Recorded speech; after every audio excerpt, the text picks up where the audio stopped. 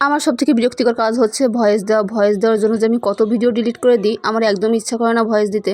যাই হোক, ভিডিওটা ছিল বেশ কয়েকদিন আগের। আমার বোনের আমার তরফ থেকে ট্রিট ছিল। তো আমার মনে হয় যে ট্রিট দেওয়ার জন্য বেস্ট অপশন হচ্ছে এই অলকা। এর লোকেশনটা আমি লাস্টে তোমাদের বলে দেবো। রেস্টুরেন্টটা যে খুব বেশি আহামরি সাজানো বা খুব লাক্সারিয়াস তেমন কিছু না, তবে ওদের খাবারের মান কোয়ালিটি অনেক বেশি ভালো। আমি আগেও অনেকবার গেছি। ওদের খাবারের মধ্যে আমার সবথেকে ভালো লাগে হচ্ছে মোরগ পোলাও। ওদের আরও অনেক আইটেম আছে, তবে আমি কখনো ট্রাই করিনি। তবে আমার কাছে মনে হয় বাকি আইটেমগুলো অনেক বেশি ভালো। আমরা যখন গেছিলাম তখন অনেক বেশি ভিড় ছিল, তার জন্য আমরা প্রায় 30 মিনিট অপেক্ষা করছিলাম। তারপর ফাঁকা হলে আমরা সিট পাই।